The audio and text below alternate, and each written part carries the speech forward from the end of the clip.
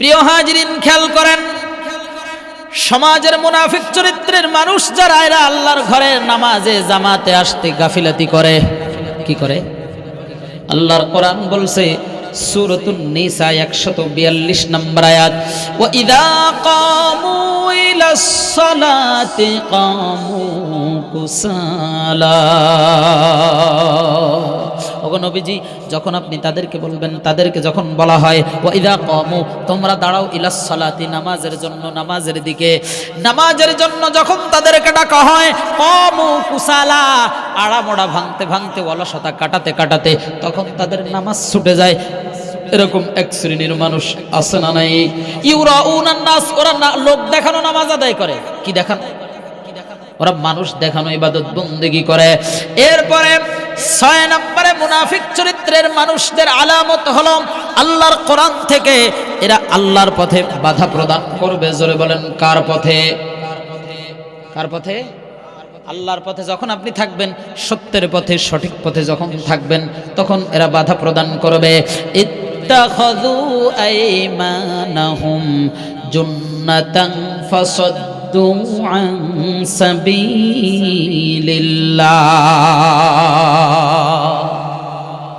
এরা নিজেরা যে শপথ করেছিল, সেই শপথকে ঢাল বানিয়ে রেখেছে এবং এরা আল্লাহর পথ থেকে নিজেরা দূরে সরে রাখছে, নিজেরা দূরে সরে থাকবে, অন্যদেরকেও দূরে সরিয়ে রাখবে। 7 নাম্বার মুনাফিক চরিত্রের মানুষ চেনার উপায়, 7 নম্বরে এরা আল্লাহর দ্বীনের জন্য, আল্লাহর ঘরের জন্য, আল্লাহর কোরআনের জন্য, ইসলামের জন্য, জিহাদ ফি সাবিলিল্লাহর জন্য আল্লাহ যেই জায়গায় খরচ করতে বলেছেন সেই জায়গায় খরচ নিজেরা করে না, আর যারা খরচ করে এদেরকেও বাধা প্রদান করে। আছে না নাই? আছে না নাই? আল্লাহ তাআলা কোরআনুল কারীমের মধ্যে বলেন, হুমুল্লাযীনা ইয়াকুলুনা লা তুনফিকু আলা মান ইনদা রাসূলিল্লাহ।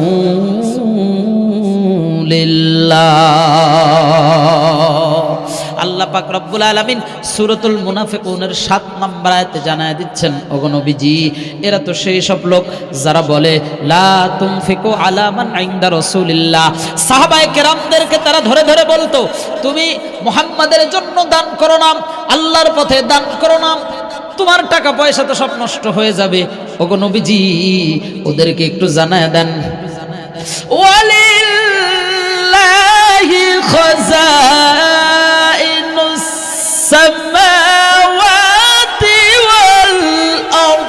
আল্লাহু আকবার।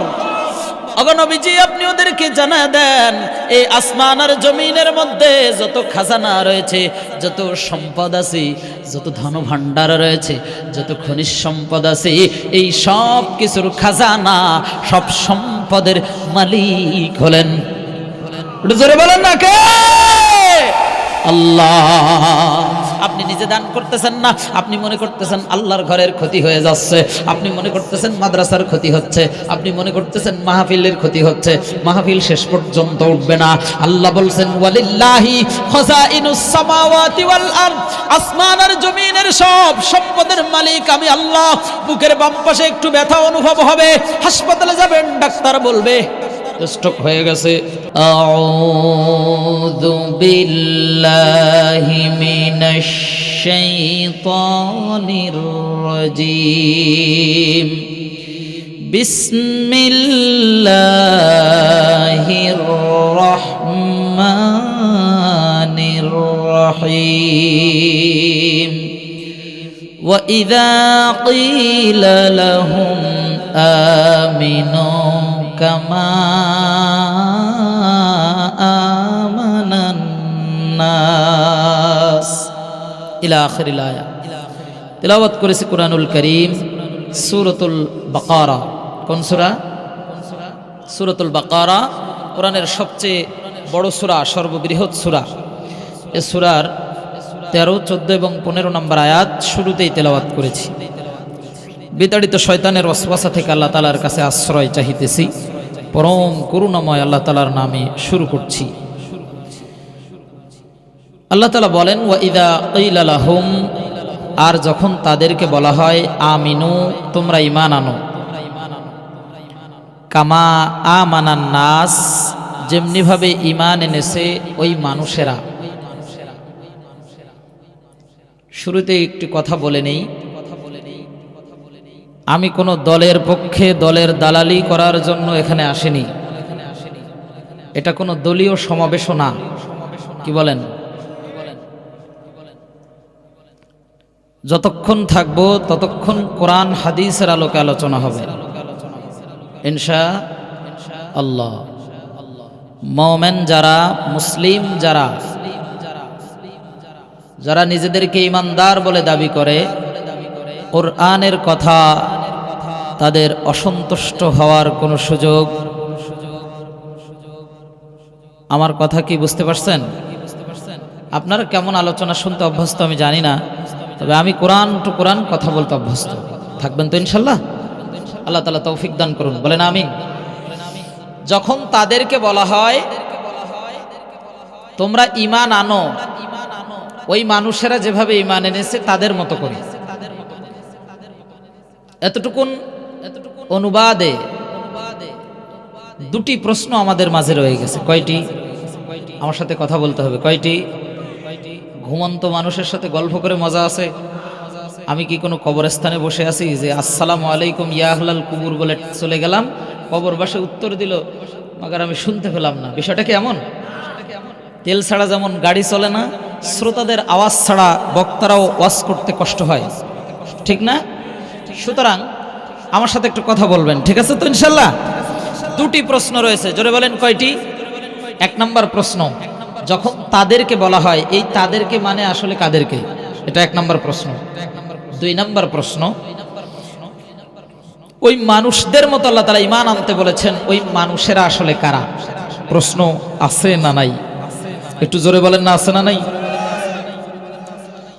এই আয়াতে কারিমা নাজিল হয়েছে মদিনায়। জোরে বলেন কোথায়? সূরাতুল বাকারা নাজিল হয়েছে মদিনায়। আয়াতে কারিমা যখন নাজিল হয় বা এই সূরাটি যখন নাজিল হয়, সর্বসম্মতিক্রমে মদিনায় 3 শ্রেণীর মানুষের বসবাস ছিল। জোরে বলেন কয় শ্রেণী? আরো জোরে, কয় শ্রেণী? মুখস্থ করেন। 1 নাম্বার মুশরিক, 1 নাম্বার, জোরে বলেন 1 নাম্বার। 2 নাম্বার মুনাফিক, 2 নাম্বার। 3 নাম্বার মুমিন, 3 নাম্বার। মুশরিক আর মুনাফিক মার্কা লোকদেরকে ডেকে ডেকে আল্লাহ তাআলা বলছেন, তোমরা যে ঈমানের উপরে টিকে আছো, যে ঈমানের উপরে দাঁড়িয়ে আছো, বা তোমাদের ভিতরে যে ঈমান, যে বিশ্বাস আছে, এই ঈমান নিয়ে জান্নাতে যাওয়া যাবে না। ঈমান আনতে হবে মুমিনদের মতো, মানে সাহাবীদের মতো। জোরে বলেন কাদের মতো? খুব মনোযোগ দিয়ে শুনতে হবে। এটা কেচ্ছা কাহিনী না যে অমনোযোগী হয়ে থাকলাম, পরের দিন সকালবেলা উঠে সমালোচনাটা আমি শুরু করলাম, এমন কিছু যেন না হয়। খুব মনোযোগ দিতে হবে। তাহলে এবার আপনাদের কাছে প্রশ্ন, বলেন তো মুশরিকদের কি ঈমান ছিল? বুঝে শুনে বলতেছেন তো? মুশরিকদের কি ঈমান ছিল?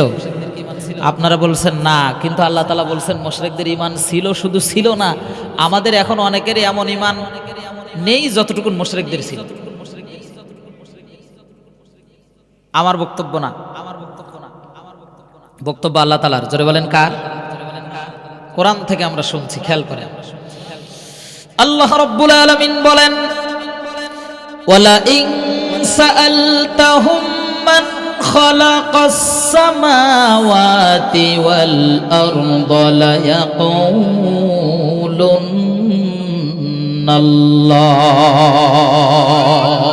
জোরে বলেন আল্লাহু আকবার। আল্লাহ রাব্বুল আলামিন বলেন সূরাতুল লোকমানের 25 নম্বর আয়াত, ওগো নবীজি, আপনি যদি ওই সমাজের মুশরিকদের কাছে প্রশ্ন করেন, মান খালাকাস সামাওয়াতি ওয়াল আরদ, আসমান আর জমিন কে সৃষ্টি করেছেন? বলেন তো কে সৃষ্টি করেছেন? ওগো নবীজি, আপনি যদি ওই সমাজের মুশরিকদেরকে বলেন আসমান আর জমিন কে সৃষ্টি করেছেন, ওই মুশরিকেরা বলবে লা ইয়াকুলুন্নাল্লাহ, অবশ্যই অবশ্যই আমার আল্লাহ। সুবহানাল্লাহ বলবেন না?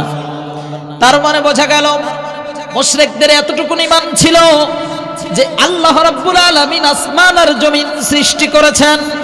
শুধু তাই নয়, ওই সমাজের মুশরিকদের কাছে যদি জিজ্ঞাসা করা হতো, কুল মান রব্বুস সামাওয়াতিস সাবঈ ওয়া রব্বুল আরশিল আযীম। তাদেরকে যদি জিজ্ঞাসা করা হতো 7 আকাশের মালিক কে, ওদের যদি জিজ্ঞাসা করা হয় আরশে আজিমের মালিক কে, ওগো নবীজি আপনি তাদেরকে দেখবেন তারা বলবে সায়াকুলুনা লিল্লাহ।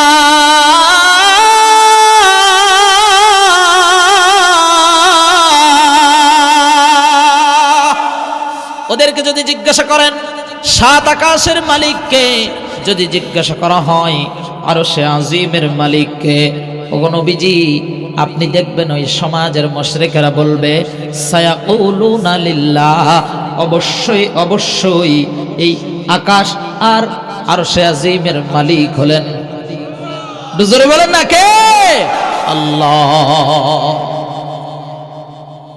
শুধু এইখানে শেষ নয়, ওই সমাজের মুশরিকদেরকে যদি আরো প্রশ্ন করা হয়, সূরাতুল ইউনূসের 31 নম্বর আয়াতে আল্লাহ তাআলা বলেন কুল মান ইয়ারযুকুকুম মিনাস সামাই ওয়াল আরদ, বলো তো দেখি আসমান আর জমিন থেকে কে তোমাদেরকে রিজিক দেয়। একটা আয়াত কারিমার মধ্যে অনেকগুলো প্রশ্ন আল্লাহ তাআলা দিয়েছেন। 1 নম্বর প্রশ্ন, ওই মুশরিকদের কাছে নবীজি আপনি যদি জিজ্ঞাসা করেন আসমান আর জমিন থেকে কে তোমাদেরকে রিজিক দেয়, আম্মাই ইয়ামলিকুস সামআ ওয়াল আবসার, কে তোমাদেরকে শোনার শক্তি দিল, কে তোমাদেরকে দেখার শক্তি দিল, ওয়া মান ইউখরিজুল হাইয়্যা মিনাল মাইয়িত ওয়া ইউখরিজুল মাইয়িত মিনাল হাই, কে তোমাদের জীবন দান করলো আবার কে তোমাদেরকে মৃত্যু দিবে। শুধু তাই নয়, যদি ওদের কাছে প্রশ্ন করা হয় ওয়া মান ইউদাব্বিরুল আমরা ফাসায়াকুলুনা আল্লাহ,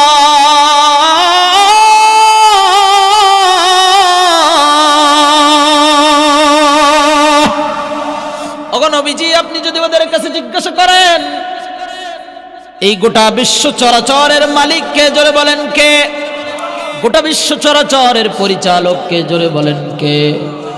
ওই মুশরিকদের কাছে যদি জিজ্ঞাসা করেন আসমান আর জমিন থেকে কে তোমাদেরকে রিজিক দেয়, কে তোমাদের দেখার শক্তি দিল, কে তোমাদের শোনার শক্তি দিল, কে তোমাদেরকে শোনার শক্তি দিল, দেখার শক্তি দিল, কে জীবন দান করলো আবার কে মৃত্যু দান করবেন, গোটা বিশ্ব চরাচরের পরিচালককে, এতগুলো প্রশ্ন যদি ওই সমাজের মুশরিকদের কাছে করা হয়, মুশরিকেরা এক বাক্যে উত্তর দিবে এই সব কিছুর মালিক করার ক্ষমতা রাখেন, জোরে বলেন কে? আল্লাহ। এবার বলেন তো মুশরিকদের ঈমান ছিল কি ছিল না? একটু একটু না একটু বেশি? অল্প না বেশি? বেশি। এখন প্রশ্ন হলো তাহলে আল্লাহ এদেরকে ডেকে ডেকে কেন বলছেন যে তোমরা যে ঈমানের উপরে দাঁড়িয়ে আছো সেই ঈমান নিয়ে জান্নাতে যাওয়া যাবে না, বরং ঈমান আনতে হবে সাহাবায়ে কেরামদের মতো? প্রশ্ন আছে না নাই? দুটি কারণে মুশরিকদেরকে ঈমানদার বলা যাবে না, জোরে বলেন কারণ কয়টি? আরো জোরে কয়টি? দুটি কারণে তাদেরকে ঈমানদার বলা যাবে না। 1 নম্বর কারণ হলো ওই সমাজের মুশরিকেরা আল্লাহর প্রতি ঈমান রাখার পাশাপাশি, আল্লাহর প্রতি বিশ্বাস রাখার পাশাপাশি ওরা মূর্তি পূজা করত, জোরে বলেন কিসের পূজা? আরো জোরে কিসের পূজা? মূর্তি পূজা করত। শুধু পূজা করত তা না, ওরা বলতো এই মূর্তিগুলো আমাদেরকে আল্লাহর সাথে দেখা করিয়ে দিবে, আল্লাহর পর্যন্ত আমাদেরকে নিয়ে যাবে। বলেন নাউজুবিল্লাহ। আমি আমার ভাষায় মাঝে মাঝে বলে থাকি ওই সমাজের মুশরিকেরা করত দুর্গার পূজা, আর এখন অনেক মুমিন এমন রয়েছে, নামধারী মুসলিম এমন রয়েছে যারা করে দরগার পূজা, জোরে বলেন আছে না নাই? মাজারে গিয়ে সিজদা দিয়ে পড়ে থাকে এমন ব্যক্তি আছে না নাই? বেশি দূর যাওয়া লাগবে না, বাগেরহাট খানজাহান আলীর মাজারে যেয়ে দেখেন, কথা কয় না? আছে না? এবার কোরআন থেকে শোনাচ্ছি, খেয়াল করেন। ওই সমাজের মুশরিকদের কাছে যদি প্রশ্ন করা হয় কেন তোমরা এই মূর্তি পূজা করো, তারা যে কি জবাব দিয়েছিল আল্লাহ রাব্বুল আলামিন সেটা আবার কোট করে কোরআনুল কারীম সূরাতুজ জুমারের ৩ নম্বর আয়াতে আমাদেরকে জানায় দিচ্ছেন, মা না'বুদুহুম ইল্লা লিয়ুকাররিবুনা ইলাল্লাহি যুলফা। আল্লাহ রাব্বুল আলামিন বলেন ওই সমাজের ওই মুশরিকেরা বলতো, মা না'বুদুহুম, আমি এদের পূজা এজন্যই করি, এদের ইবাদত বন্দেগী এজন্যই করি, ইল্লা লিয়ুকাররিবুনা ইলাল্লাহি যুলফা, এরা আমাদেরকে আল্লাহর নিকট পর্যন্ত পৌঁছে দিবে। বলেন নাউজুবিল্লাহ। তাদের একটা যুক্তি ছিল। কি ছিল যুক্তি? তারা বলতো এই পৃথিবীর একজন প্রেসিডেন্টের সাথে দেখা করতে গেলে, মনে করেন আপনাদের এলাকার কোন ব্যক্তি, গণ্যমান্য ব্যক্তি, বর্তমান বাংলাদেশের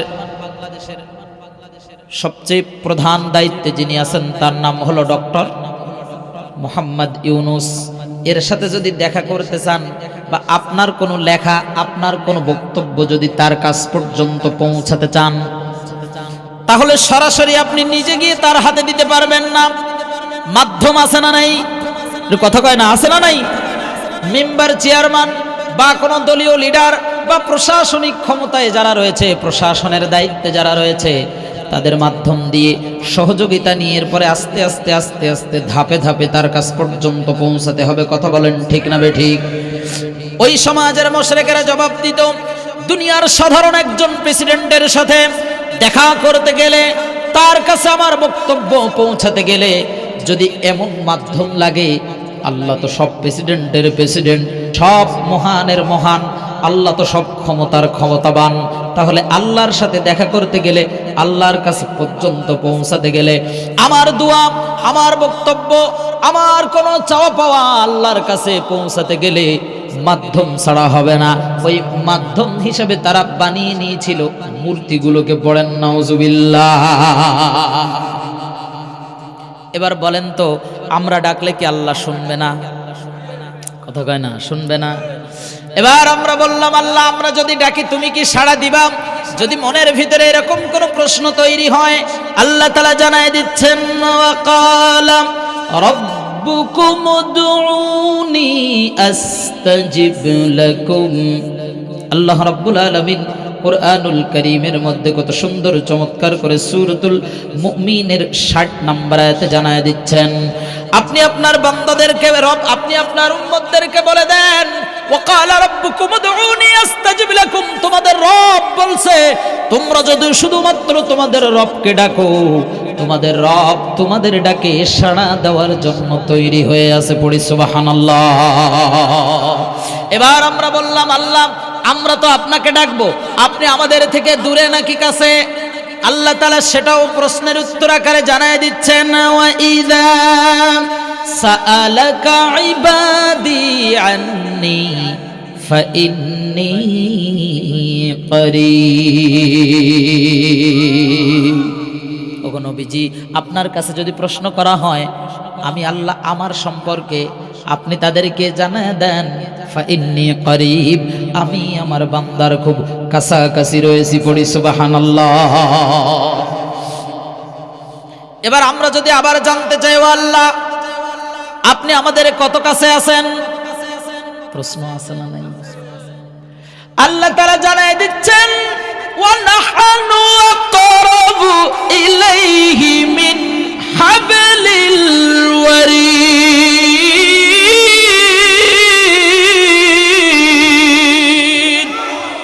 আল্লাহ রাব্বুল আলামিন বলেন সূরাতুল কাফের 16 নম্বর আয়াতে, বান্দা তোমার ঘাড়ের রগ তোমার যত কাছে, আমি আল্লাহ তোমার তার যে বেশি কাছে অবস্থান করি। আমার ক্ষমতা, আল্লাহ তাআলা বলছেন, আল্লাহর ক্ষমতা, আল্লাহর পাওয়ার, আল্লাহর কুদরত, আল্লাহ তাআলা যত ক্ষমতার মালিক, এই ক্ষমতা প্রত্যেকটা বান্দার চতুর্পাশ থেকে বেষ্টন করে আছে। এবার বলেন তো, আমাদের কোনো বক্তব্য আল্লাহর কাছে পৌঁছাতে গেলে দুনিয়ার কোনো মাধ্যম ধরা লাগবে? কথা বলে না, ধরা লাগবে? আমার বক্তব্য আমি আল্লাহর কাছে বলবো, কথা বলেন ঠিক কিনা? আমাদের সমস্যা হলো আমাদের যখন যেটা প্রয়োজন হয় আমরা তখন সেটা আল্লাহর কাছে বলি না, আমরা আল্লাহর কাছে চাই না। জীবনে কোন দিন সর্বশেষ তাহাজ্জুদের নামাজের সিজদায় গিয়ে দুই চোখের পানি ফেলে আল্লাহর কাছে নিজের বক্তব্য পেশ করেছেন ভেবে দেখেন।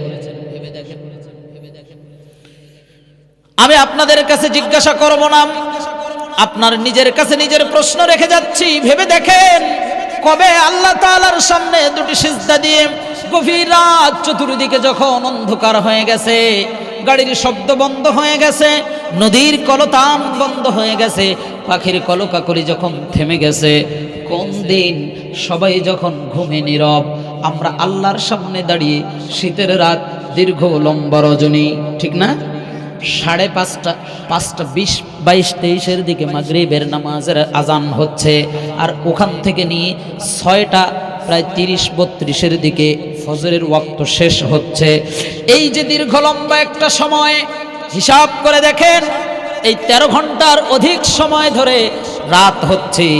এই দীর্ঘ রাত ঘুমের প্রয়োজন, আমরা ঘুমিয়ে না কাটিয়ে আল্লাহর সামনে কয়দিন তাহাজ্জুদের নামাজে দাঁড়িয়ে গেছি। সিজদায় নত হও, অশ্রু ঢালো,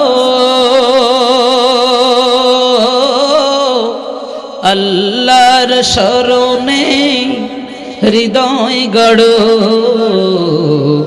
প্রাণ খুলে সব কথা বলো প্রভুকে, বলো প্রভুকে। এই রাত কি কেটে যাবে ঘুমে অলসে, তুমি কি জানবে না তোমার নিজেকে, আল্লাহকে।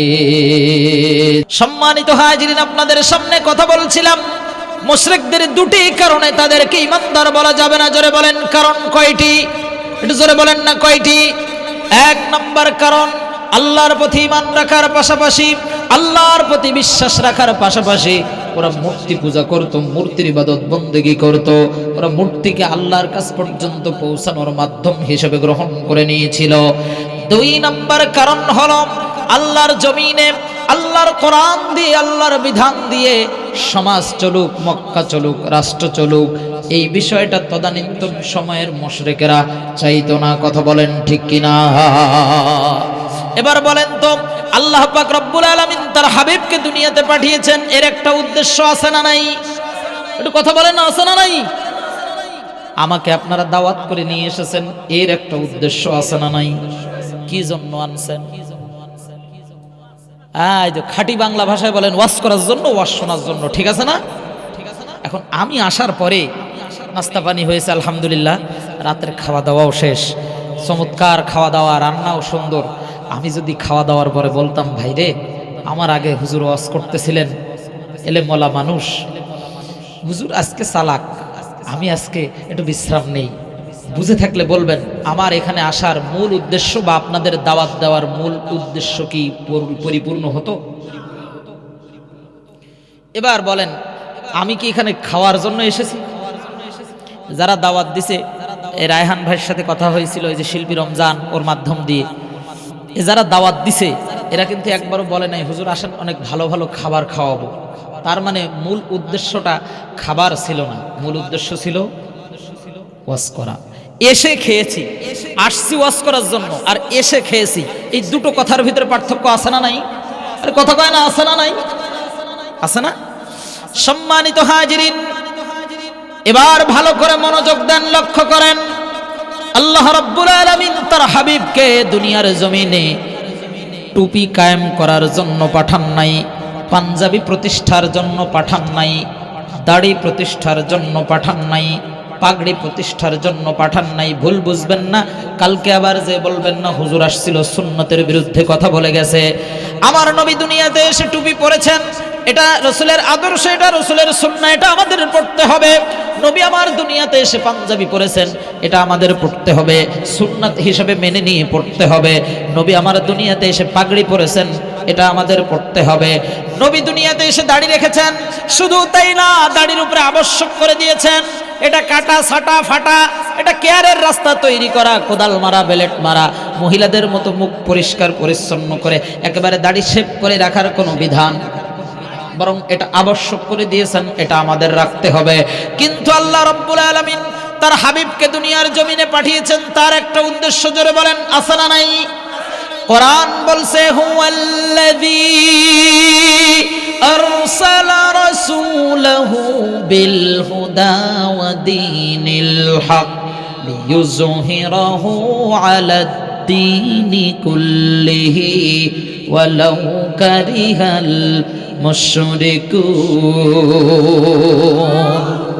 সূরাতুস সাফের 9 নম্বর আয়াত, সূরাতুত তাওবার 33 নম্বর আয়াত। আল্লাহ রাব্বুল আলামিন জানায় দিচ্ছেন হুয়াল্লাযী আরসালা রাসূলাহু বিল হুদা, তিনি তো সেই মহান সত্তা, সেই মহান রব, সেই মহান আল্লাহ, যিনি তার রাসূলকে দুনিয়াতে প্রেরণ করেছেন, দুনিয়াতে পাঠিয়েছেন বিল হুদা, কোরআন নামক মহাগ্রন্থ আল কোরআন দিয়ে, কোরআন নামক হেদায়েতের মহাগ্রন্থ আল কোরআন দিয়ে, আর ওয়া দীনিল হক, ইসলাম নামক সঠিক জীবন ব্যবস্থা দিয়ে দুনিয়ার জমিনে পাঠিয়েছেন। কেন? লিইয়ুযহিরাহু আই লিইয়ুগলিবাহু আলাদ দীনি কুল্লিহি, যাতে করে তিনি বিজয় করে দিতে পারেন, প্রতিষ্ঠা করে দিতে পারেন, কায়েম করে দিতে পারেন আলাদ দীনি কুল্লিহি, আল্লাহর জমিনে আল্লাহর আইন ছাড়া, আল্লাহর বিধান ছাড়া মানুষের তৈরি করা যত আইন আর কানুন আছে, সব আইন আর কানুনের উপরে আল্লাহর বিধানকে যাতে করে আমার নবী দুনিয়ার জমিনে কায়েম করে দিতে পারেন, বাস্তবায়ন করতে পারেন, প্রতিষ্ঠা করতে পারেন, এজন্য আমার নবীকে দুনিয়াতে প্রেরণ করা হয়েছে। পড়ি সুবহানাল্লাহ। আমার কথা বুঝতে কোনো সমস্যা হচ্ছে? এই যে আপনাদের ইমাম সাহেব, তাই না? হ্যাঁ, আলেম মানুষ, এলেমওয়ালা আলেম মানুষ। খেয়াল করেন, আমি যদি আপনার ইমাম সাহেবের বাসায় গিয়ে বলি, রাগ করেন না কিন্তু আপনার এই উদাহরণ দিচ্ছি, হুজুর মানুষ তো, দুইজন হুজুর, হুজুররা হুজুর উদাহরণ দিলে রাগ করবে না। আমি যদি হুজুরের বাসায় গিয়ে বলি, হুজুর আজকের থেকে আপনার বাড়িতে বাবা মা, স্ত্রী পুত্র ভাই বোন সন্তান সন্ততি যারা আছে সবাই আজকের থেকে আমার কথায় উঠবে আর বসবে, চলবে ফিরবে, বুঝে থাকলে বলবেন, উনি যদি সুস্থ মস্তিষ্কের মানুষ হয় উনি কি মেনে নেবে? এখন উনি যদি আমার বাসায় গিয়ে বলে, হুজুর আপনার বাড়িতে যারা আছে সবাই আজকের থেকে আমার কথা মতো উঠবে বসবে চলবে ফিরবে, আমি কি মেনে নেব? এই সহজ বিষয়টা বুঝেছেন কিনা? এবার বলেন তো, আসমান কার? জমিন কার? আইন চলবে কার? আল্লাহর জমিনে আপনি যদি শয়তানের আইন চালাতে চান, আমি আরেকজনের বাড়িতে গিয়ে মাতব্বারি করলে তার যেমন লাগবে, জমিন আল্লাহর, এই জমিনে আরেকজনের আইন দিয়ে মাতব্বারি করলে আমার আল্লাহ সন্তুষ্ট হন না। কথা বলেন ঠিক না বেঠি? এই সোজা বিষয়টা, এটা বুঝতে এত কষ্ট হয় কেন? বুঝেন নাই? কোনো কষ্ট হচ্ছে? জমিন কার? আইন চলবে কার? এবার বলেন তো, আল্লাহর জমিনে আল্লাহর আইন যাতে না চলতে পারে এজন্য এক শ্রেণীর মানুষ আছে না নাই? এটা চলতে দেওয়া যাবে না। হ্যাঁ, এটা চলতে দেওয়া যাবে না। এই সিরিয়ালে, এই সংগ্রামে, এই আন্দোলনে এক শ্রেণীর মানুষ আছে না নাই? এই সংগ্রামে প্রথম কাতারে যারা ছিল তারা হলো আবু জেহেল, আবু লাহাব, উতবা, শাইবা। আমি কিন্তু মক্কার ওয়াজ করতেছি। কোন জায়গার? মক্কা মদিনার ওয়াজ করতেছি, কারণ কোরআন কিন্তু বাংলাদেশে নাজিল হয়নি, কোরআন নাজিল হয়েছিল ওই মদিনায়। এ 1450 বছর আগের গ্রন্থ। এবার একটু ভালো করে মনোযোগ দেন, সূরাতুস সাফের 9 নম্বর আয়াতে কি বলছিলাম? আল্লাহর জমিনে আল্লাহর বিধান দিয়ে আল্লাহর জমিন চলবে, রান্নাঘর থেকে নিয়ে সংসদ ভবন পর্যন্ত আল্লাহর কোরআন দিয়ে রাষ্ট্র পরিচালনা হবে।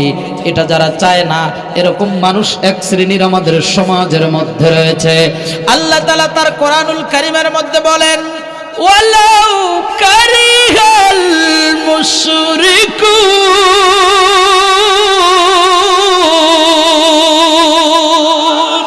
নারে তাকবীর। আল্লাহ রাব্বুল আলামিন বলেন সূরাতুস সাফের 9 নম্বর আয়াতের শেষ অংশ, ওয়ালাউ কারিহাল মুশরিকুন, ওরা হলো মুশরিক। ওরা কি? আল্লাহর জমিনে আল্লাহর দিন কায়েম হোক এটা যারা চায় না, ও 5 ওয়াক্ত নামাজ ইমামের পিছনে পড়তে পারে, রমজানের রোজা রাখতে পারে, দান সাদাকা করতে পারে,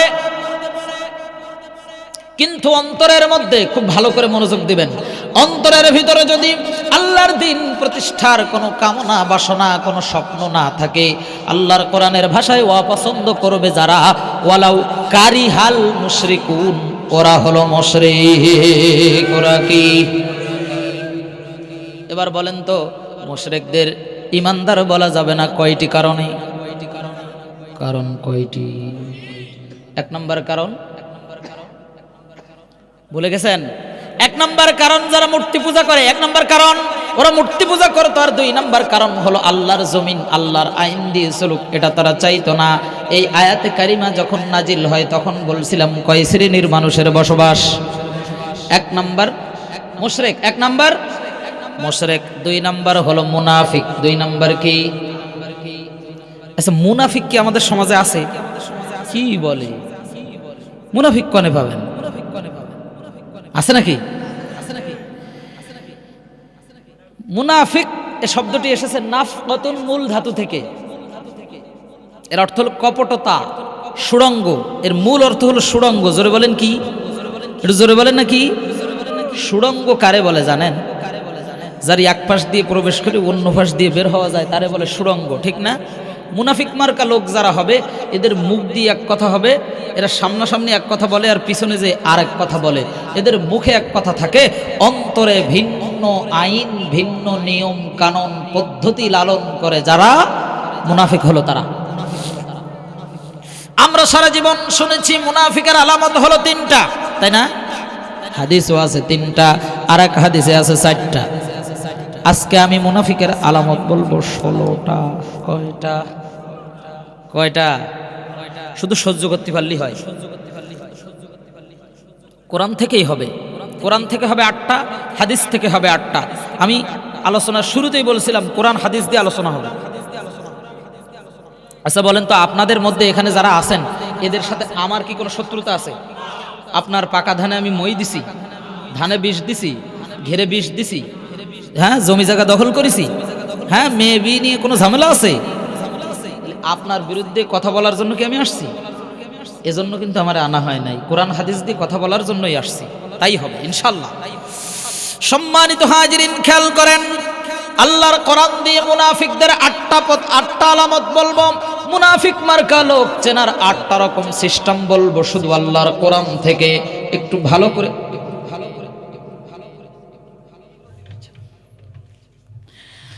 1 নম্বর মুনাফিক মার্কা লোকদের আলামত হলো, এই সমাজের মুনাফিক চরিত্রের মানুষ যারা হবে এরা ভালো কাজের হুকুম দেবে, এরা ভালো কাজে বাধা প্রদান করবে আর খারাপ কাজে হুকুম দেবে। আছে না নাই? ভালো কাজে বাধা প্রদান করবে, খারাপ কাজের হুকুম দেবে। বলেন বলেন, খারাপ কাজের হুকুম দেবে আর ভালো কাজে বাধা প্রদান করবে।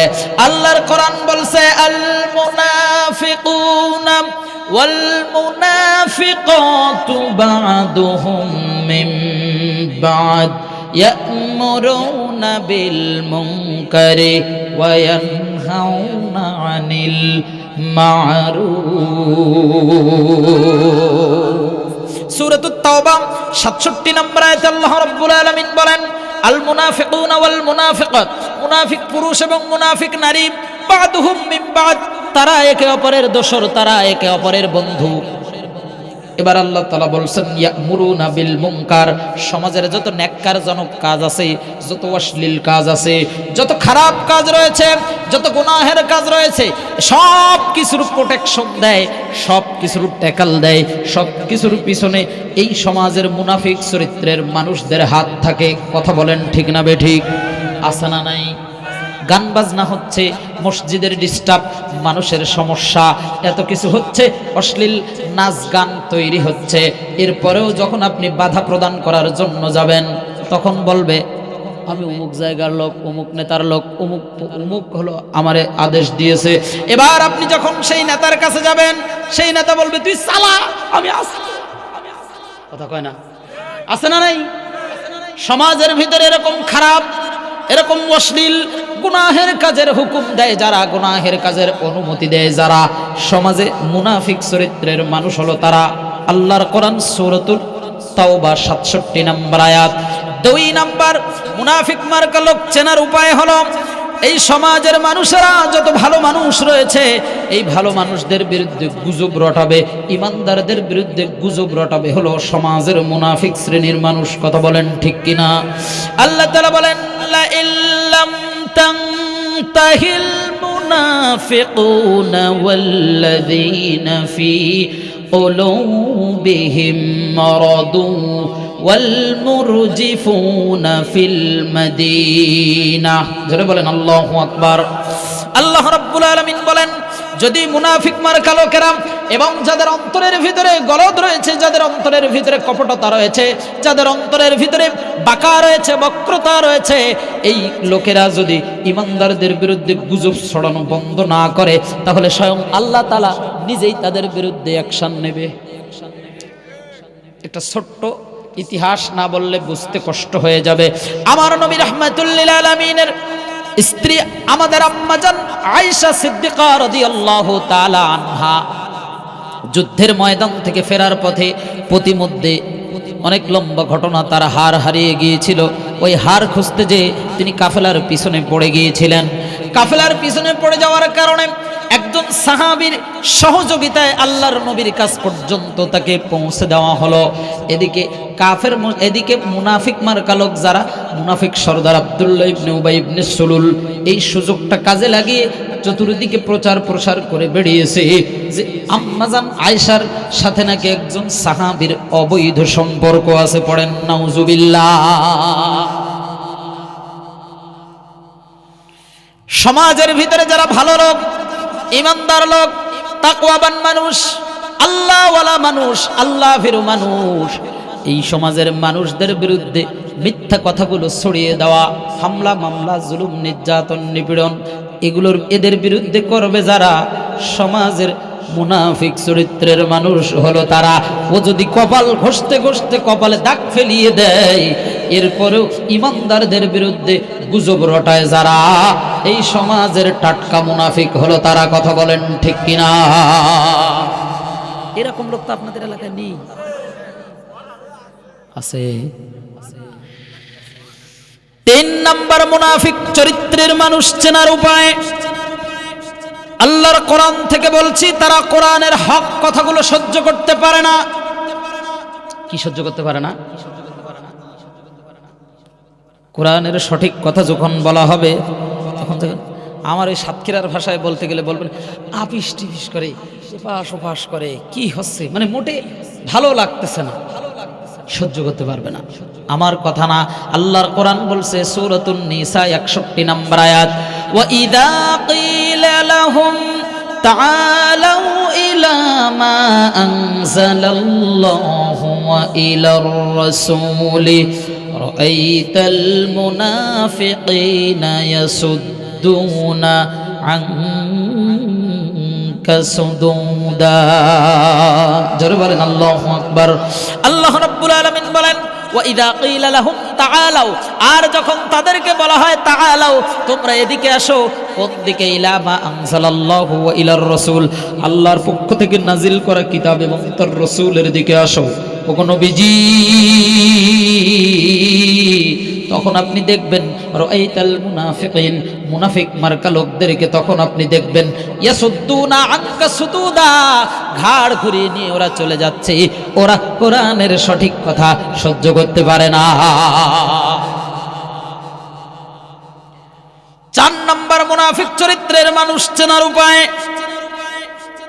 এরা দুনিয়ার যত অপরাধ করে, যত অন্যায় করে, যত গুনাহের কাজ করে, এরা মনে করে আমরা আল্লাহকে ধোঁকা দিচ্ছি। কাকে? ইন্নাল মুনাফিকিনা ইউখাদিউনাল্লাহ, মুনাফিক মার্কা লোকেরা আল্লাহকে ধোঁকা দিতে চায়। আল্লাহ বলছেন ওয়া হুয়া খাদিউহুম, বরং তারা নিজেরাই ধোঁকার মধ্যে পড়ে যায়। আল্লাহকে ধোঁকা দেওয়া যায়? আপনি মনে করতেছেন আমি গুনাহের কাজ করতেছি, দুনিয়ার কেউ হয়তো দেখে না, রাতের আধার এক শ্রেণীর মানুষ আজকে আমরা মাহফিলে বসে আছি, আর এক শ্রেণীর মানুষ অনেকে এরকম যদি কেউ মনে করে বসে যে আজকে সব মাহফিলে চলে গেছে, এদিকে আমি আমার গুনাহের কাজগুলো চালিয়ে যাই, কেউ হয়তো দেখবে না।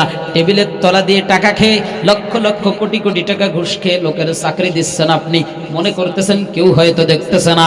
মাথায় বন্দুক ঠেকিয়ে এই যে আমরা রাতের আধারে চলাফেরা করি, অনেক জায়গায় গাড়ি আটকিয়ে যা আছে সবকিছু ছিনতাই করে নেয়, আপনি মনে করতেছেন কেউ মনে হয় কিছু দেখতেছে না। অন্যের ঘেরের আটল ছেড়ে নিজের বাড়িতে আনছেন, বাগদা চিংড়ি বিক্রি করে টাকা পকেটে ঢুকিয়েছেন, মনে করতেছেন কেউ হয়তো দেখতেছে না। আল্লাহ তাআলা বলেন, ওয়াল্লাহু বিগাফিলিন আম্মা তা'মালুন।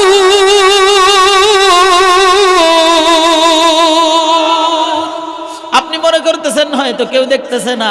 আল্লাহ তাআলা বলেন, ও বান্দা তুমি যা করো তোমার কার্যক্রম সম্পর্কে আমি আল্লাহ গাফেল নই। এরা মনে করে আমরা আল্লাহকে ধোঁকা দিচ্ছি। 5 নাম্বার মুনাফিক চরিত্রের মানুষ চেনার উপায় আল্লাহর কোরআন থেকে। মুনাফিক মার্কা লোকেরা জামাতে নামাজে আসতে গাফিলাতি করে, আছে না নাই? আছে মানে আজকে ঈশার নামাজ পড়তে যখন আসছিলাম, দলে দলে মানুষ ওই পাশে মনে বাজার টাজার কিছু ছিল, ওই দিকে যাচ্ছে, এরকম এক শ্রেণীর মানুষ দেখলাম। প্রিয় হাজিরিন, খেয়াল করেন, সমাজের মুনাফিক চরিত্রের মানুষ যারা, এরা আল্লাহর ঘরে নামাজে জামাতে আসতে গাফিলাতি করে। কি করে? আল্লাহর কোরআন বলছে সূরাতুন নিসা 142 নম্বর আয়াত, ওয়া ইযা কামু ইলাস সালাতি কামু কুসালা। ওগো নবীজি, যখন আপনি তাদেরকে বলবেন, তাদেরকে যখন বলা হয় ওয়া ইযা কামু, তোমরা দাঁড়াও ইলাস সালাতি, নামাজের জন্য, নামাজের দিকে, নামাজের জন্য যখন তাদেরকে ডাকা হয়, কামু কুসালা, আড়ামোড়া ভাঙতে ভাঙতে, অলসতা কাটাতে কাটাতে তখন তাদের নামাজ ছুটে যায়। এরকম এক শ্রেণীর মানুষ আছে না নাই? ইউরাউনান নাস, ওরা লোক দেখানো নামাজ আদায় করে। কি দেখানো? ওরা মানুষ দেখানো ইবাদত বন্দেগী করে। এরপরে 6 নম্বরে মুনাফিক চরিত্রের মানুষদের আলামত হলো আল্লাহর কোরআন থেকে এরা আল্লাহর পথে বাধা প্রদান করবে। জোরে বলেন, কার পথে? কার পথে? আল্লাহর পথে যখন আপনি থাকবেন, সত্যের পথে, সঠিক পথে যখন থাকবেন, তখন এরা বাধা প্রদান করবে। ইত্তাখাযু আইমানাহুম জুন্নাতান ফাসাদ্দু আন সাবিলিল্লাহ।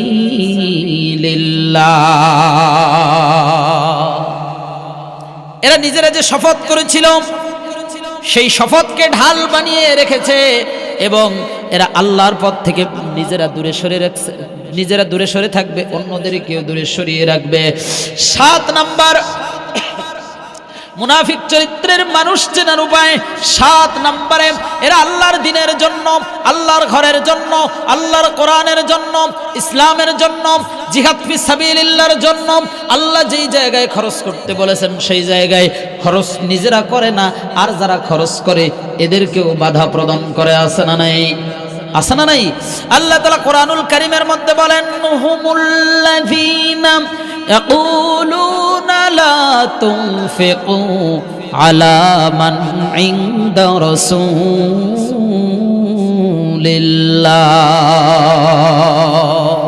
আল্লাহ পাক রব্বুল আলামিন সূরাতুল মুনাফিকুনের 7 নম্বর আয়াতে জানায় দিচ্ছেন, ওগো নবীজি, এরা তো সেই সব লোক যারা বলে লা তুনফিকু আলা মান ইনদা রাসূলিল্লাহ। সাহাবায়ে কেরামদেরকে তারা ধরে ধরে বলতো, তুমি মুহাম্মাদের জন্য দান করো না, আল্লাহর পথে দান করো না, তোমার টাকা পয়সা তো সব নষ্ট হয়ে যাবে। ওগো নবীজি, ওদেরকে একটু জানায় দেন, ওয়ালিল্লাহি খাযাইনুস সামাওয়াতি ওয়াল আরদ। আল্লাহু আকবার। ওগো নবীজি, আপনি ওদেরকে জানায় দেন, এই আসমান আর জমিনের মধ্যে যত খাজানা রয়েছে, যত সম্পদ আছে, যত ধন ভাণ্ডার রয়েছে, যত খনিজ সম্পদ আছে, এই সব কিছুর খাজানা, সব সম্পদের মালিক হলেন, জোরে বলেন না কে? আল্লাহ। আপনি নিজে দান করতেছেন না, আপনি মনে করতেছেন আল্লাহর ঘরের ক্ষতি হয়ে যাচ্ছে, আপনি মনে করতেছেন মাদ্রাসার ক্ষতি হচ্ছে, আপনি মনে করতেছেন মাহফিলের ক্ষতি হচ্ছে। মাহফিল শেষ পর্যন্ত উঠবে না। আল্লাহ বলছেন ওয়ালিল্লাহি খাযাইনুস সামাওয়াতি ওয়াল আরদ, আসমান আর জমিনের সব সম্পদের মালিক আমি আল্লাহ। বুকের বাম পাশে একটু ব্যথা অনুভব হবে, হাসপাতালে যাবেন, ডাক্তার বলবে স্ট্রোক হয়ে গেছে। আপনার বুকের বাম পাশে একটু ব্যথা অনুভব হলো, ডাক্তারের কাছে গেছেন, ডাক্তার বলল হার্টে রিং বসানোর প্রয়োজন। বলেন তো এবার আপনার লক্ষ লক্ষ কোটি কোটি টাকার সম্পদ কি দাম আছে তার? বলেন বলেন বলেন, কি দাম আছে? আল্লাহ তাআলা ছোট্ট করে ওয়াল জিবালা আওতাদা, পাহাড়গুলো যেভাবে পেরেক দিয়ে পুঁতে রেখেছেন জমিনকে আটকে রাখার জন্য, পেরেকের মতো করে আল্লাহ তাআলা পাহাড়গুলো একটু নাড়া দিবেন, গোটা জমিন কেঁপে উঠবে। মাত্র 7-8 সেকেন্ডের ভূমিকম্প, কোটি কোটি টাকা ধূলিসাৎ হয়ে যাবে। কথা বলেন ঠিক কিনা? সুতরাং ইসলামী আন্দোলনের পথে টাকা দিবা না, আল্লাহর ঘরের জন্য টাকা দিবা না, মোমেনদের জন্য অর্থ দিবা না। তুমি মনে করতেছো যে আমি মনে হয় এই টাকা জমা করে অনেক ধনী মানুষ হয়ে যাব, অনেক বড় লোক হয়ে যাব। না না না, আল্লাহ তাআলার কাছে তোমার যে কোটি কোটি আরো কোটি গুণ বেশি সম্পদ রয়েছে। এই মুনাফিক মার্কা চরিত্রের মানুষ যারা, এরা আল্লাহর পথে দিতে চায় না। 8 নম্বর মুনাফিক চরিত্রের মানুষদের আলামত হলো, এই 8 নম্বরটা বললে আপনাদের একটু খারাপ লাগবে। হ্যাঁ, কোনো অসুবিধা নেই না? অসুবিধা, জেলখানায় গেছি কয়েকবার, উনি টেনশন নেই। সম্মানিত হাজিরিন, খেয়াল করেন, আলোচনার মোড় ঘুরানো যাবে না। 8 নম্বরে মুনাফিক চরিত্রের মানুষ চেনার উপায় হলো, এরা আল্লাহর দলেও থাকে, শয়তানের দলেও থাকে। কথা বলেন ঠিক কিনা? আমি শুরুতেই তেলাওয়াত করেছিলাম, আল্লাহ তাআলা বলছেন ওয়া ইযা লাকুল্লাযীনা আমানু ক্বালু আমান্না, এরা যখন ইমানদারদের সাথে সাক্ষাৎ করে, এরা যখন আল্লাহওয়ালাদের সাথে সাক্ষাৎ করে, আল্লাহর দলের নেতা কর্মীদের সাথে যখন এরা সাক্ষাৎ করে, তখন এরা বলে ক্বালু, তারা বলে আমান্না, আমি তো পাক্কা ইমানদার, আমি তো তোমার দলের লোক, এতদিন তো তোমাদের সাথেই ছিলাম। আবার এরা যখন ওয়া ইযা খালাউ ইলা শায়াতিনহিম, এরা যখন শয়তানের দলের সাথে সাক্ষাৎ করে, তখন বলে ইন্না মাকুম ইন্নামা নাহনু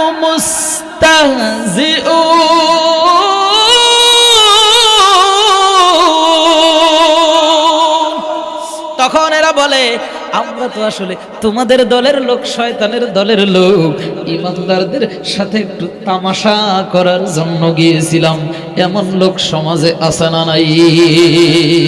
যখন যে দল ক্ষমতায় আসে তখন সেই দলের পিছনে ঘোরে, তখন সেই দিকে ছাতা ধরে, যখন যেদিকে বৃষ্টি আসে তখন সেই দিকে ছাতা ধরে, বৃষ্টির পানি নিজের গায়ে লাগাতে চায় না। কথা বলেন ঠিক কিনা? আছে না নাই? তার মানে জেল জুলুম, হামলা মামলা, অত্যাচার, নির্যাতন, এগুলো আমার ঘাড়ে আসবে না। যখন যে দল ক্ষমতায় আসতেছে আমি তো তখন সেই দলের কর্মী। এগুলোতে আপনি দুনিয়ার স্বার্থ পাবেন, আল্লাহর সন্তুষ্টি পাওয়া যাবে সম্ভব না। এগুলোতে দুনিয়াতে স্বার্থ পাওয়া যাবে, একটু সম্মান পাওয়া যাবে, হয়তো অর্থনৈতিক সম্মান পাওয়া যাবে, টাকা ছাড়া কেউ কথা বলে না। কতক্ষণ হয়তো কিছু টাকা পয়সা পাওয়া যাবে, একটু স্বার্থ পাওয়া যাবে। 5 বছর ক্ষমতায় থাকলে হয়তো আপনার বাড়িতে কিছু দামি দামি জিনিস আসতে পারে, কিন্তু যদি আল্লাহর সাথে থাকেন, কোরআনের সাথে থাকেন, তাহলে খুশি হবেন কে? জোরে বলেন না কে? মুনাফিক চরিত্রের মানুষ যারা, এরা যখন আল্লাহর দলের সাথে থাকে, ইমানদারদের সাথে, আসি তো ভাই, কোনো টেনশন নেই, চিন্তা করে না, আমারে নিয়ে কোনো সমস্যা নেই আপনার। আবার যখন ঘুরে যায়, ওদের সাথে যোগ দেয়, তখন কয় ওরে ওদের সাথে একটু ঠাট্টা করার জন্য গেছিলাম, আমি তো আসলে মূলত তোমার সাথে আছি। আছে না নাই? সম্মানিত হাজিরিন, কষ্ট হয়ে যাচ্ছে না? রাত্র 11টা বাজে, আর আধা ঘন্টা কি থাকা যাবে? যাবে যাবে। 11:30টার একটা টার্গেট আমার আছে, যে 11:30টা পর্যন্ত, তারপরে আর যাওয়া হয়তো ঠিক হবে না। দেখা যাক আল্লাহ তাআলা কত দূর নিয়ে যান। হাদিস থেকে এবার 8টা আলামত বলছি, খেয়াল করেন। মুনাফিক চরিত্রের মানুষ চেনার উপায়, এরা যখন কথা বলে তখন মিথ্যা কথা বলে, মিথ্যা প্রতিশ্রুতি দেয়। এরা যখন ওয়াদা করে তখন ওয়াদা ভঙ্গ করে, আমানতের খেয়ানত করে, ঝগড়া হলে গালিগালাজ করে। আছে না নাই? একই সমাজে একই পরিবেশে থাকতে হলে একটু কথা কাটাকাটি হবে, একটু মনোমালিন্য হবে। দুইটা হাড়ি এক জায়গায় থাকলে ঠুনাঠুনি তো একটু লাগবেই। কি বলেন, লাগবে না? সমাজের এক শ্রেণীর মানুষ থাকবে, দেখবেন যখনই ঝগড়াঝাটি শুরু হয় তখন এর বাচ্চা তার বাচ্চা বলে গালাগালি শুরু করে। আসে না নাই? আল্লাহর নবী রাহমাতুল লিল আলামিন বলেন এটা হলো মুনাফিক মার্কা চরিত্রের লোকদের খাসলত। 5 নম্বরে ফজর আর এশার নামাজের সময় এরা মসজিদে আসতে চায় না। কোন তো ফজর আর বলেন, ফজর আর নবী সাল্লাল্লাহু আলাইহি ওয়াসাল্লাম বলেন ফজর আর এশার সালাতের ওই সময়টা হলো মুনাফিক মার্কা লোকদের অক্সিজেন মুক্ত সময়। হ্যাঁ, ইমাম সাহেব পাশে বসে আছে, ওয়াজ কতটুকু কাজে লাগলো এটা কালকে ফজরের সময় দেখা যাবে। আপনার গাড়ির টিকিট কাটার দরকার হলে যাবেন আপনি ঢাকা, ঢাকা হয়ে চট্টগ্রাম, ফজরের আগে বের হতে হবে। আপনি গাড়িতে টিকিট ঠিকই কেটে রেখেছেন কাটাখালী থেকে, ফজরের আগে আগে উঠে ভোর 4টায় ঘড়িতে অ্যালার্ম দিয়ে রেখেছেন।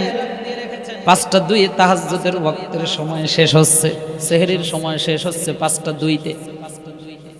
আপনি 4টার সময় অ্যালার্ম দিয়ে ফজরের আগে আগে উঠে টিকিট কাউন্টার পর্যন্ত যেতে পারেন।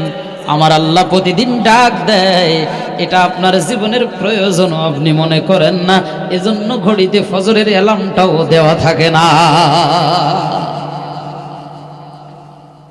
5 নম্বর ফজর আর ইশার নামাজেরা আসতে চায় না। 6 নম্বর ইচ্ছাকৃতভাবে এরা জামাত ত্যাগ করে। আজান শুনতেছেন, আসার সুযোগ আছে কিন্তু আসে না। 7 নম্বরে দুমুখনীতি অবলম্বন করে তারা, দুমুখনীতি অবলম্বন করে। আর 8 নম্বরে ইসলামী আন্দোলনের ময়দান থেকে, জিহাদের ময়দান থেকে পলায়ন করে, যেমন করেছিল আব্দুল্লাহ ইবনে উবাই ইবনে সুলুল তার নেতৃত্বে উহুদের যুদ্ধের সময় মুসলমানদের দল থেকে 300 সৈন্য নিয়ে ভেগে গিয়েছিল, পালিয়ে গিয়েছিল। প্রিয় হাজিরিন, এবার আসেন মুনাফিক মার্কা লোকদের 16টি আলামত শুনলাম। এবার আসেন তাদের শাস্তি সম্পর্কে। আল্লাহ তাআলা বলছেন মুনাফিক মার্কা চরিত্রের মানুষদের 3টা শাস্তি। জোরে বলেন কয়টা? আরো জোরে কয়টা? 1 নম্বর শাস্তি, কিয়ামতের ময়দানে এই শ্রেণীর মানুষদেরকে আমার আল্লাহ ভুলে যাবে। কি করবে? আল্লাহ যদি আপনাকে ভুলে যায়, বলেন তো আর কোনো বাঁচার উপায় থাকবে? থাকবে কি? নাসুল্লাহ ফানাসিয়াহুম ইন্নাল মুনাফিকিনা হুমুল ফাসিকুন।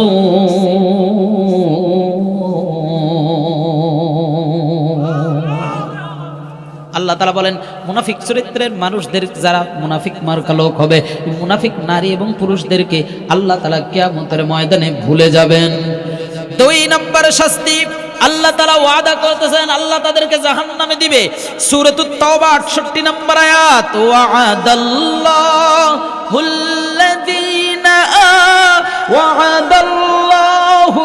মুনাফিকিনা ওয়াল মুনাফিকাতি ওয়াল কুফফারা নার জাহান্নাম। আল্লাহু আকবার। আল্লাহ বলছেন ওয়াদাল্লাহ, ওয়াদা করতেছেন কে? জোরে বলেন না কে? আল্লাহর ওয়াদা কি মিথ্যা হতে পারে? ওয়াদাল্লাহুল মুনাফিকিনা ওয়াল মুনাফিকাত, আল্লাহ তাআলা ওয়াদা করতেছেন মুনাফিক পুরুষ এবং মুনাফিক নারীদের সম্পর্কে, আর বলতেছেন ওয়াল কুফফার এবং কাফেরদেরকে নারা জাহান্নাম, আল্লাহ তাআলা জাহান্নামে দিবে। খালিদিনা ফিহা, এবং সেখানে তারা চিরস্থায়ীভাবে থাকবে। কে বলছেন? আল্লাহ তাআলা ওয়াদা করতেছেন আল্লাহ তাদেরকে জাহান্নামে দিবে। 3 নম্বর শাস্তি, শুধু জাহান্নামে দিয়ে ক্ষান্ত হবেন না, আমার আল্লাহ বলছেন এদের ঠিকানা হবে জাহান্নামের একেবারেই সর্বনিম্ন স্তরে।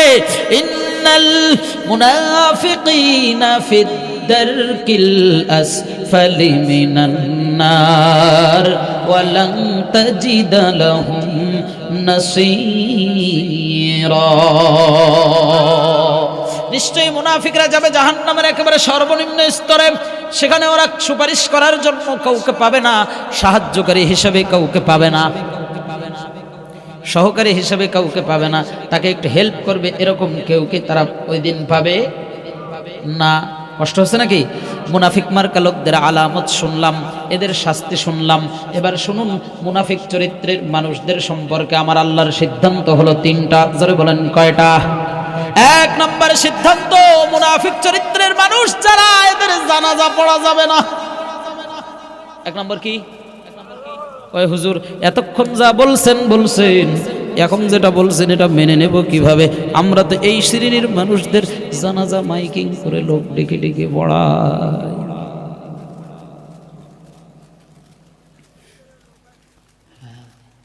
ওদের আরো বেশি লোক হয়, তাই না? প্রিয় উপস্থিতি, বিস্তারিত ব্যাখ্যায় যাওয়ার সময় হবে না, খেয়াল করেন। নবী সাল্লাল্লাহু আলাইহি ওয়াসাল্লামের সময় আল্লাহর নবীর হাতে হাত দিয়ে কালেমা পড়ে ইসলাম কবুল করেছে। আল্লাহর নবীর পিছনে মদিনাতে 5 ওয়াক্ত নামাজ আদায় করতেন আমার নবীর মসজিদে নববীতে। খুব মনোযোগ দিয়ে শুনতে হবে। নাম তার আব্দুল্লাহ ইবনে উবাই ইবনে সুলুল। মুনাফিক সরদার ছিলেন তিনি। তার সন্তান আব্দুল্লাহ ছিলেন আমার নবীর জলিলুল কদর সাহাবী। মৃত্যুর আগে বাবা সন্তানকে ওসিয়ত করে যাচ্ছে, আমি মারা যাওয়ার পরে আমার কাফনের কাপড়ের ব্যবস্থা করবা রাসূলের গায়ের জামা দিয়ে। ওর চিন্তা ভাবনা, আল্লাহর নবীর শরীর যে স্পর্শ করে যে জামা এসেছে, ওই জামা যদি আমার গায়ে থাকে, আমার এই শরীরে ফেরেশতারা শাস্তি দিবেন না, কারণ জীবনে যা মুনাফিকি করলাম এতে তো বাঁচার কোনো উপায় থাকবে না। এবার ও এই চিন্তা করে নাই যে আল্লাহ তাআলা কবরের ভিতরে ফেরেশতাদেরকে দিয়ে ওই জামা খুলে শাস্তি দেওয়াতে পারে। কথা বলেন ঠিক কিনা? আল্লাহর নবী নিজের গায়ের জামা খুলে দিলেন, নিজের মুখের লালা দিলেন আব্দুল্লাহ ইবনে উবাই ইবনে সুলুলের মুখে। মসজিদে নববীর মধ্যে সাহাবায়ে কেরামদেরকে নিয়ে বসা। এমন সময় একজন এসে বললেন, ইয়া রাসূলুল্লাহ, ইয়া হাবিবাল্লাহ, জানাজার জন্য সব প্রস্তুত, আপনি আসলেই জানাজা শুরু হবে। আল্লাহর নবী জানাজার জন্য উঠে দাঁড়ালেন। খুব মনোযোগ দিয়ে শুনবেন। নবী আমার জানাজায় যাওয়ার জন্য উঠলেন। হযরত ওমর রাদিয়াল্লাহু তাআলা আনহু বললেন, ইয়া রাসূলুল্লাহ, ইয়া হাবিবাল্লাহ, কার জানাজা পড়ার জন্য আপনি যাচ্ছেন? এই মুনাফিক তো সেই মুনাফিক যিনি আম্মা জান আয়েশার বিরুদ্ধে অপবাদ দিয়েছিল, জিনার অপবাদ দিয়েছিল, অবৈধ সম্পর্কের অপবাদ দিয়েছিল। ওগো নবীজি, এই মুনাফিক তো সেই মুনাফিক যিনি যুদ্ধের ময়দান থেকে, উহুদের প্রান্তর থেকে 300 জন সৈন্য নিয়ে ভেগে গিয়েছিল। ওগো নবীজি, ফলশ্রুতিতে আপনার দান মোবারক শহীদ হয়েছে, মাথার হেলমেট ভেঙে মাথার ভিতরে ঢুকে গিয়েছে। ওগো নবীজি, আপনার কি একটু মনে নাই এ কত বড় মুনাফিক? আমার নবী বললেন, আমি কিছুই ভুলি নাই রে ওমর, কিন্তু আমার আল্লাহ এখনো আমাকে নিষেধ করে নাই। আল্লাহর নবী গেলেন জানাজার, যেখানে জানাজার নামাজের ইমামতির জায়গায় তিনি দাঁড়ালেন। দাঁড়ানোর পর জানাজা পড়ানো শুরু করবেন, ঠিক এমন সময় আল্লাহ তাআলা আয়াত নাজিল করে জানায় দিলেন, ওয়ালা তুসাল্লি আলা আহাদিম মিনহুম মাতা আবাদান ওয়ালা তাকুম আলা কবরি। আল্লাহু আকবার। সূরাতুত তাওবা 84 নম্বর আয়াত খেয়াল করেন। ওয়ালা তুসাল্লি, এর জানাজা পড়া যাবে না, এর নামাজ পড়ানো যাবে না। আলা আহাদিম মিনহুম মাতা আবাদা, শুধু ও না, এখান থেকে নিয়ে কিয়ামত পর্যন্ত এই মুনাফিক মার্কা লোকদের আন্ডা বাচ্চা যতগুলো দুনিয়াতে আসবে, একটারও জানাজা পড়ার কোনো সুযোগ নাই।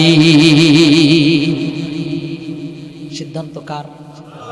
ইসলামী রাষ্ট্র ব্যবস্থা কায়েম হলে মুনাফিক মার্কা লোকদের চিহ্নিত করা হবে। মনে করতেছেন বেঁচে যাবেন? না।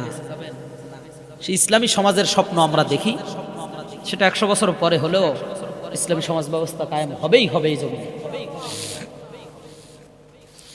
2 নম্বর আল্লাহ তাআলার সিদ্ধান্ত হলো এদের কবরের পাশেও দাঁড়ানো যাবে না। এদের কবরের পাশে আপনি ভেবে দেখেছেন কত কঠিন কথা। ওয়ালা তাকুম আলা কবরি, এর কবরের পাশেও দাঁড়ানো যাবে না, আপনি দাঁড়াবেন না। আল্লাহর নবীকে নিষেধ করা হচ্ছে কেন? কারণ বর্ণনা করতেছেন আল্লাহ তাআলা, ইন্নাহুম কাফারু বিল্লাহি ওয়া রাসূলিহি ওয়া মাতু ওয়া হুম ফাসিকুন।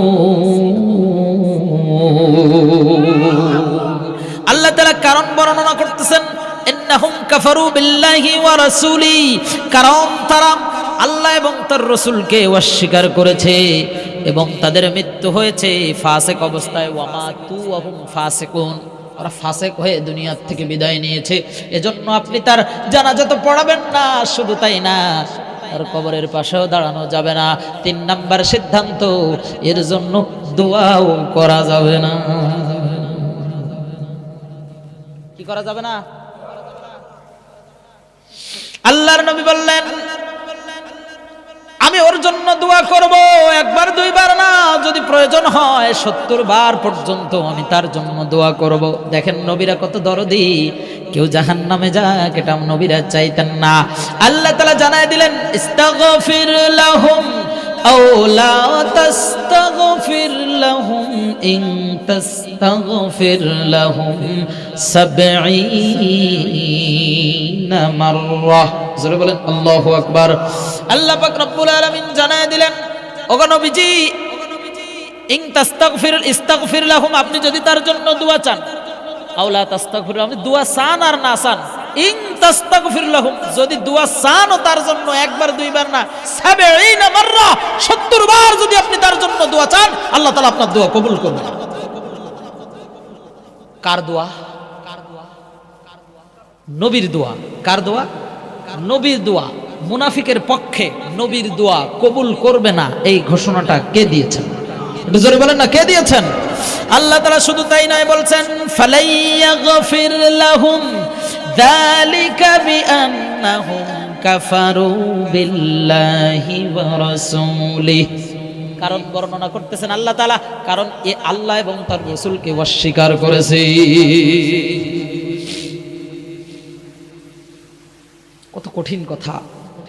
তাহলে মুনাফিকদের 8টি কোরআন থেকে আলামত শুনলাম, 8টি হাদিস থেকে শুনলাম, 3টা শাস্তি শুনলাম, 3টা সিদ্ধান্ত শুনলাম। কষ্ট পাচ্ছেন নাকি? কষ্ট পাচ্ছেন? প্রিয় হাজিরিন, এই মুনাফিক আর মুশরিক মার্কা লোকদেরকে ডেকে ডেকে আমার আল্লাহ পাক রব্বুল আলামিন বলছেন, এই ঈমান নিয়ে জান্নাতে যাওয়া যাবে না, ঈমান আনতে হবে সাহাবায়ে কেরামদের মতো। সাহাবায়ে কেরামদের ঈমান কেমন ছিল? মুহাম্মাদুর রাসূলুল্লাহ,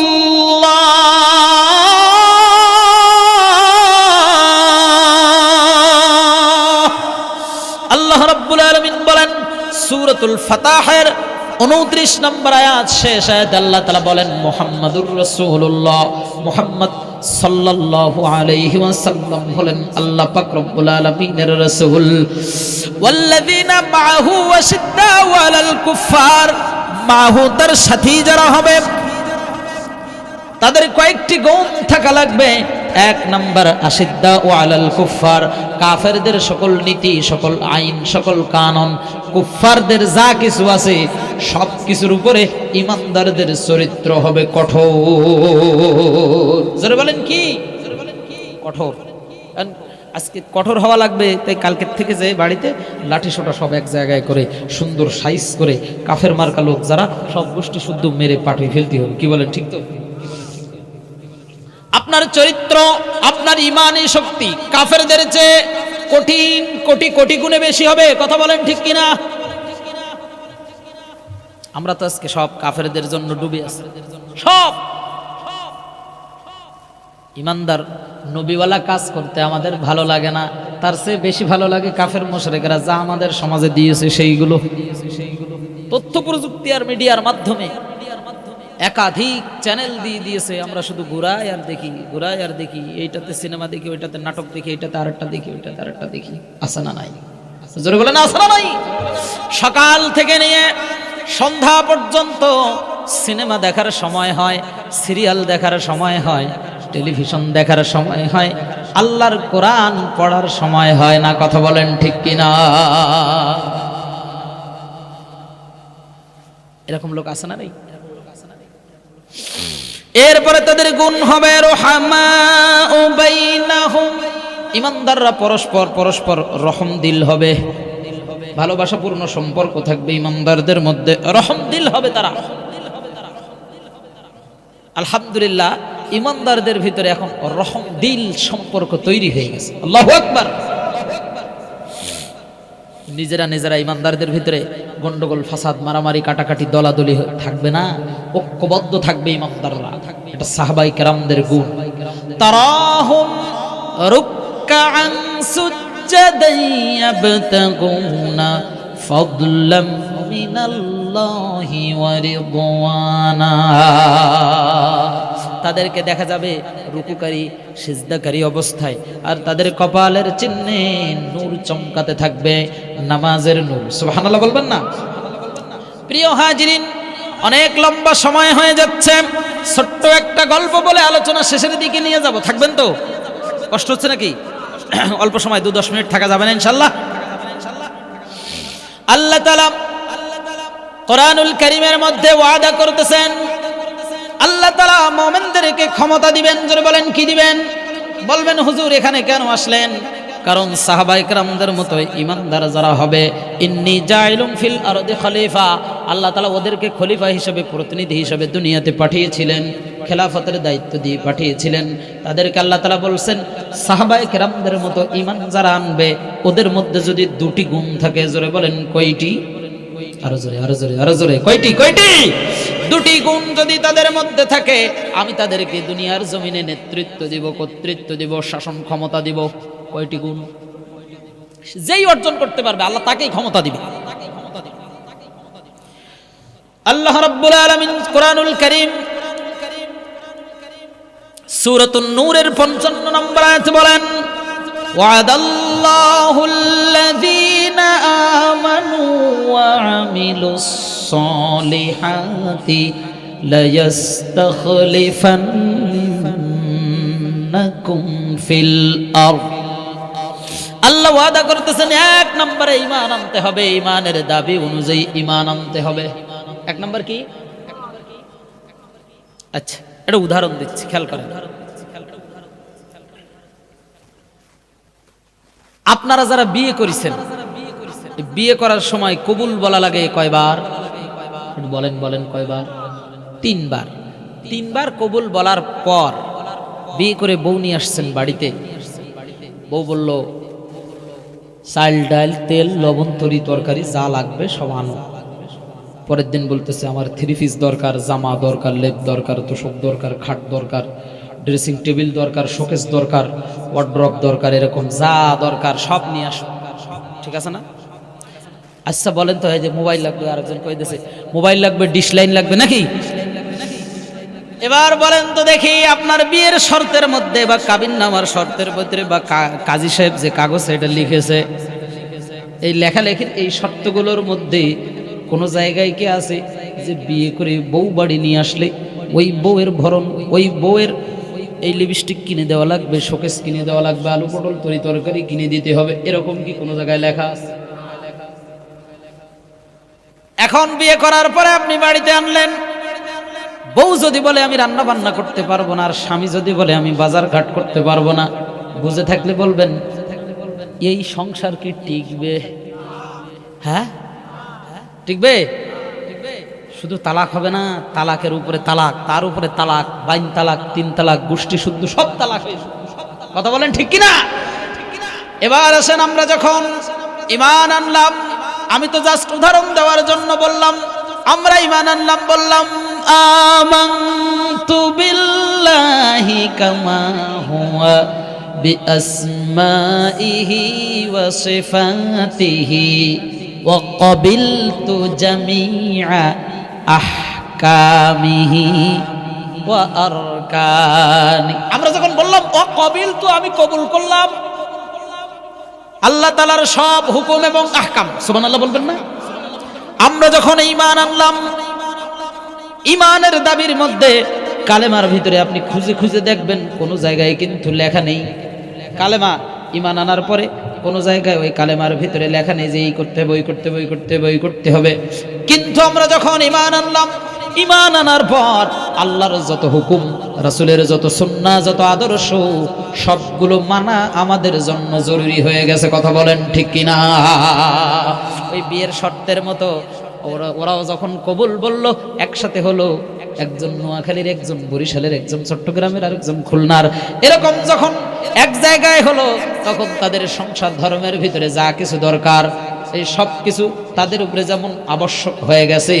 লা ইলাহা ইল্লাল্লাহ যখন বললাম, জন্ম থেকে নিয়ে মৃত্যু পর্যন্ত যত বিশাল জগৎ পড়ে আছে, এই সব জগৎ কিন্তু এক লা ইলাহা ইল্লাল্লাহর মধ্যে পড়ে। সুবহানাল্লাহ।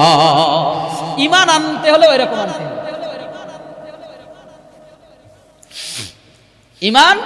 ঈমান আনার মতো করে ঈমান আনতে হবে। কথা বোঝা গেছে কিনা?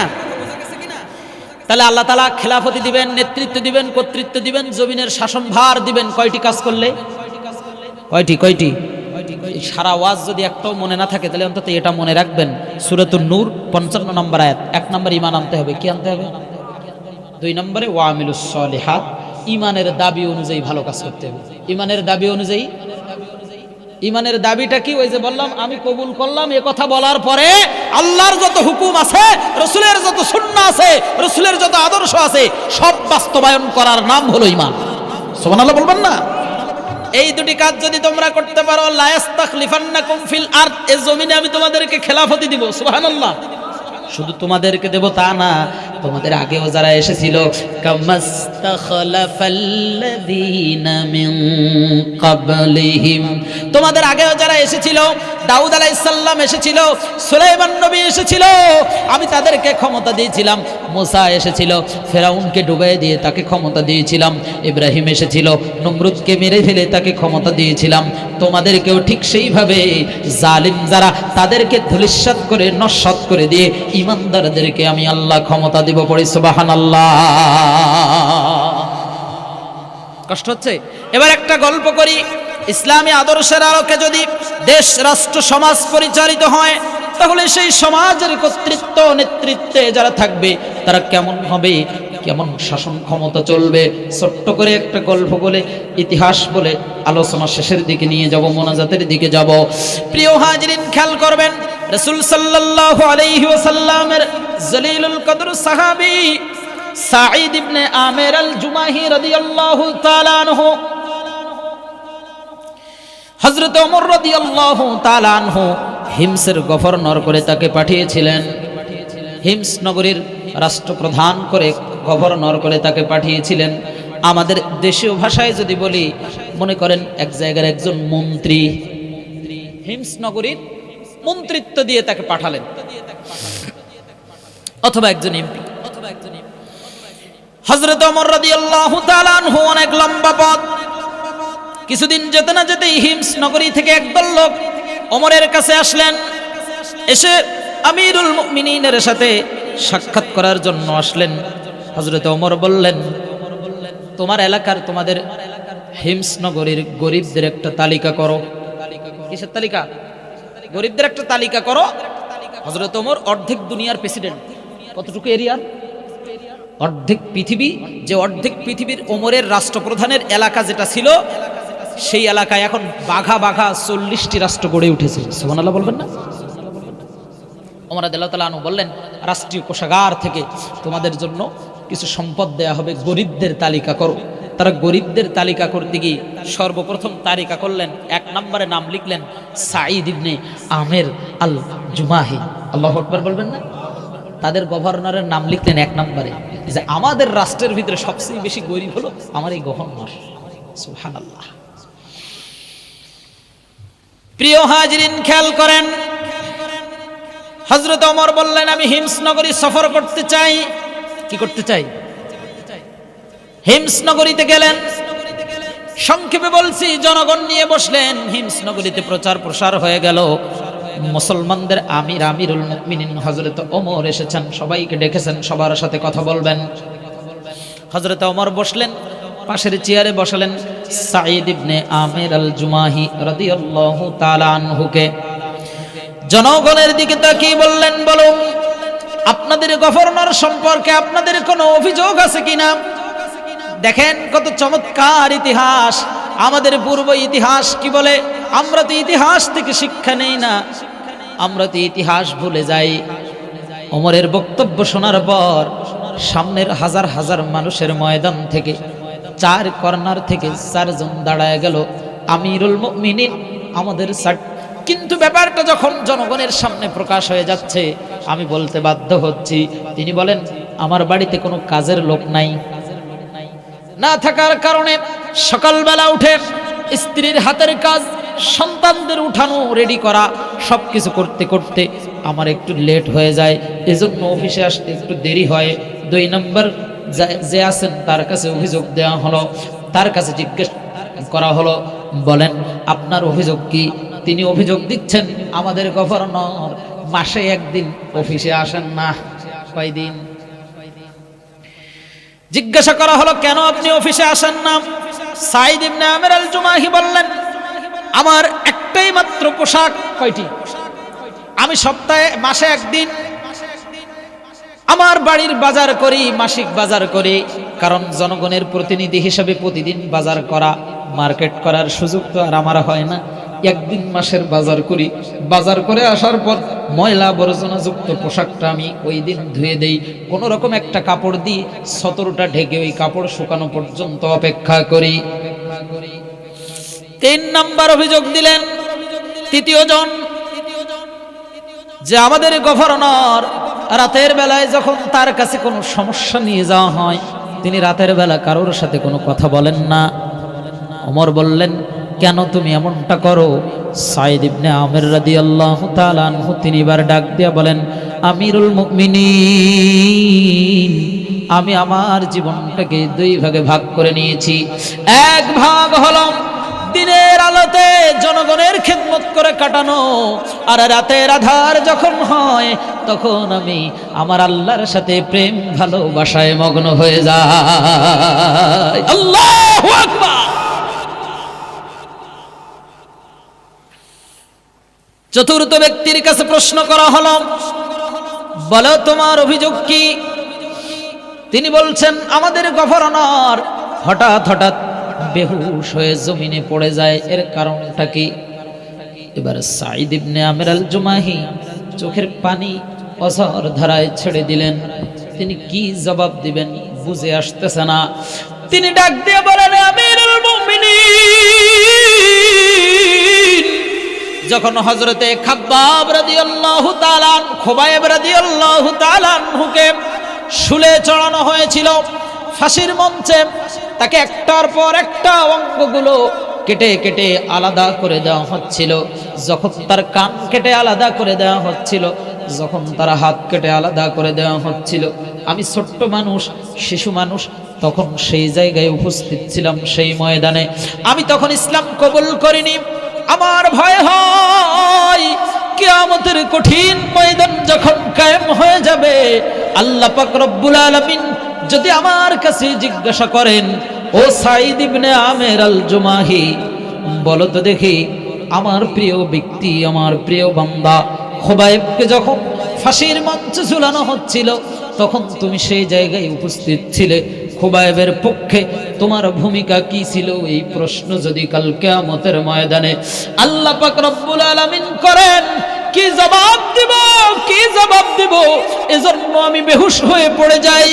প্রশ্ন আপনাদের কাছে রেখে গেলাম, কিয়ামতের ময়দানে যদি আল্লাহ জিজ্ঞাসা করে আমার কোরআনের পাখিকে শহীদ করে দেওয়া হয়েছিল, অন্য অন্য ইসলামী আন্দোলনের অকুতভয় সৈনিকদেরকে ফাঁসির মঞ্চে ঝুলিয়ে শাহাদাতের নজরানা পেশ করা হয়েছিল, আলেমদেরকে জেল জুলুম হামলা মামলা অত্যাচার নির্যাতন করে পঙ্গু করে দেওয়া হয়েছিল, শহীদ হাসান আল বান্নাকে ফাঁসির মঞ্চে ঝুলানো হয়েছিল, সৈয়দ কুতুব শহীদ রাহিমাহুল্লাহকে ফাঁসির মঞ্চে ঝুলানো হয়েছিল, বলো তো দেখি আমার এই প্রিয় বান্দাদের পক্ষে তোমাদের ভূমিকাটা কি? বলেন তো কি জবাব দেব আমরা?